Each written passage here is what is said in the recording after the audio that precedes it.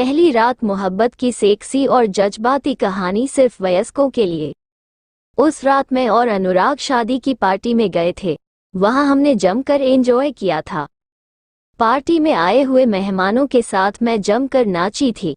अनुराग की कामयाबी का जो नशा मुझ पे चढ़ा था उसे उतारने का ये तरीका मुझे खूब भाया था कि मैंने जमकर डांस किया था।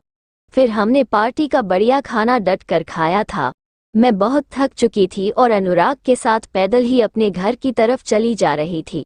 अनुराग के साथ रात के 11 बजे सुनसान सड़क पर चलते हुए मेरा दिल आज फिर से जोर जोर से मचल रहा था, जिसे मैं मचलने दे रही थी। यह मुझे बहुत अच्छा लग रहा था। तब मैंने अनुराग से पूछा था, अनुराग, क्या तूने वो पेंट और शर्ट खरीद लिए जिसके लिए मैंने तुझे रुपए दिए थे? अनुराग, नहीं मैडम, परीक्षा की तैयारी में बाजार जाने की फुर्सत ही नहीं मिली। अब तो फुर्सत है ना, अब खरीद लेना। सुनकर अनुराग कुछ नहीं बोला और चुपचाप चलता रहा। मैं फिर बोली, अनुराग, आज मैं तेरे मुंह से फिर वही सुनना चाहती हूँ कि अगर तेरी कोई गर्लफ्रेंड होती तो तू उससे अपने बर्थडे पर क्या गिफ्ट मांगता? अनुराग कुछ क्षण ऐसे ही चलता रहा, फिर खुद ही बोला, मैं उससे कहता कि मेरे गाल पर एक किस कर दे। अगर वो ऐसा कर देती तो? अनुराग, तो मैं उससे कहता कि अब मेरे दूसरे गाल पर भी किस कर दे। अगर वो ऐसा भी कर देती तो? अनुराग, तो मैं उससे कहता कि मेरे होठों पर भी एक किस कर दे। अगर वो ऐसा भी कर देती तो?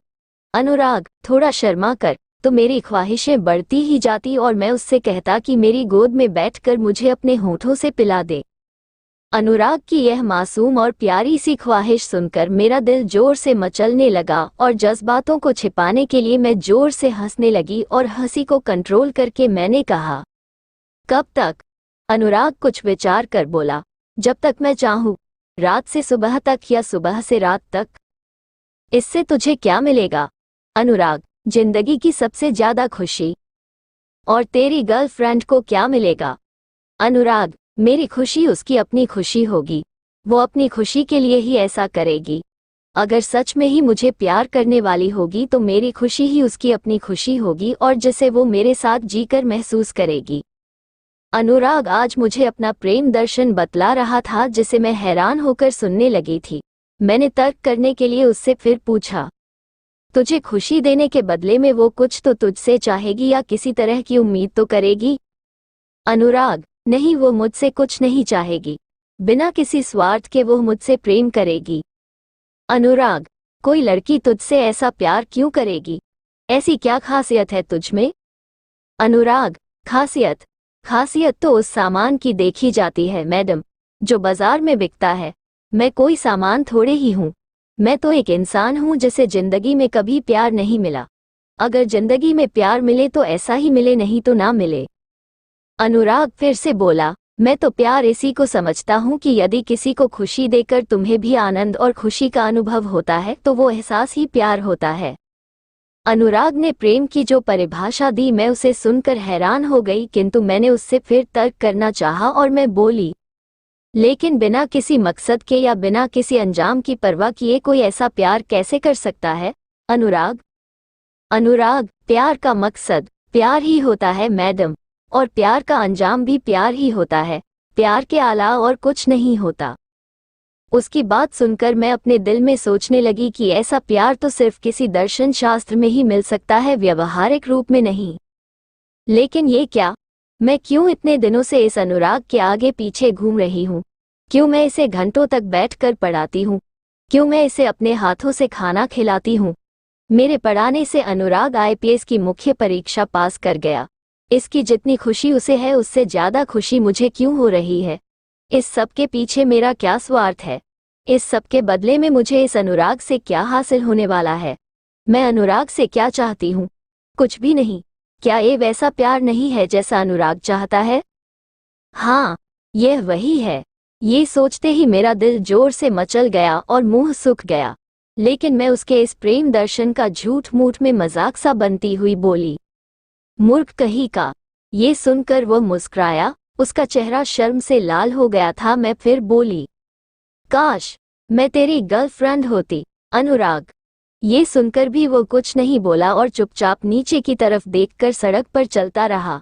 मैं फिर बोली, मैं एक ऐसे लड़के की गर्लफ्रेंड बनना हमेशा पसंद करती जो अपनी जिंदगी में बड़ा मुकाम पाने के लिए कड़ी मेहनत करता है और बिना किसी सपोर्ट के सारी बाधाएं पार करके अपनी मंजिल हासिल करता है। ये सुनकर भी वो कुछ नहीं बोला और चुपचाप चलता रहा। मैं फिर बोली, मैं तेरी कामयाबी से बहुत खुश हूँ, लेकिन अगर तेरी कामयाबी में मैं तेरी गर्लफ्रेंड भी होती तो मैं और भी ज्यादा खुश होती।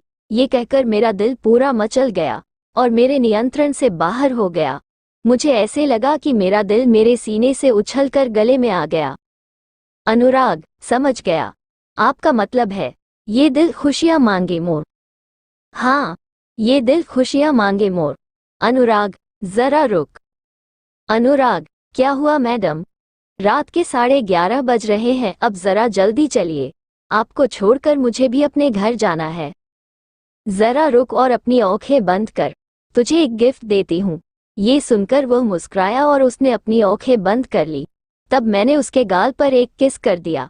उसने हड़बड़ा कर अपनी आंखें खोल दी तो मैंने उससे कहा, मेरे पति तो मेरे कहने से जज नहीं बन सके, लेकिन मैं तो तेरी गर्लफ्रेंड बन सकती हूँ ना? ये तो मेरा हक है ना? ये सुनकर वह हैरान हो गया और चुपचाप मेरी शक्ल देखता रहा। फिर न जाने क्या सोचकर उसने अपना दूसरा गाल भी मेरे आगे कर दिया। मैंने उसके दूसरे गाल पर भी किस कर दिया तो उसने अपने होंठ भी मेरे आगे कर दिए।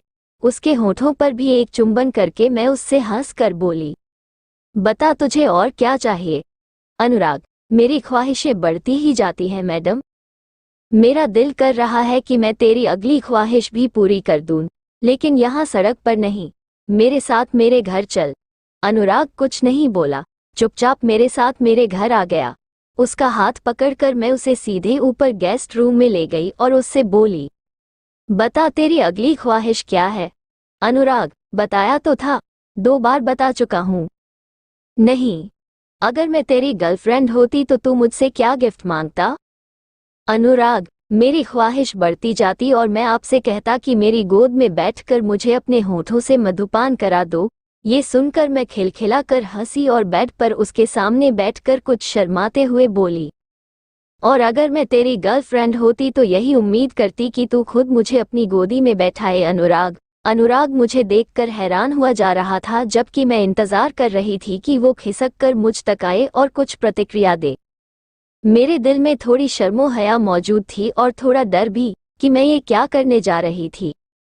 अनुराग ने हिम्मत दिखाई और खिसक कर मेरे पास आया। उसने मुझे गौर से देखा। उसने हिम्मत करके अपनी उंगलियों से मेरे होठों को छुआ और आगे की ओर झुककर वो अपना चेहरा मेरी तरफ लाया और उसने मेरे होंठों पर एक चुंबन किया। मुझ में जैसे एक झुरझुरी सी दौड़ गई थी। उसे ये करने में बहुत संकोच हो रहा था, शायद इसीलिए मेरे होंठों को बार बार आहिस्ता से चूम रहा था। किंतु ये करने के लिए उसे आगे मेरी तरफ झुकना पड़ा था कि उस पोजीशन में हम दोनों ही सहज अवस्था में नहीं थे। मैं उसकी गुरु थी जिसकी वो बहुत इज्जत करता था, इसीलिए वो उसी तरह डरते डरते मेरे होंठों को आहिस्ता से चूमता जा रहा था। किंतु ऐसे उसकी मेरे होंठों से पीने की ख्वाहिश पूरी नहीं हो सकती थी।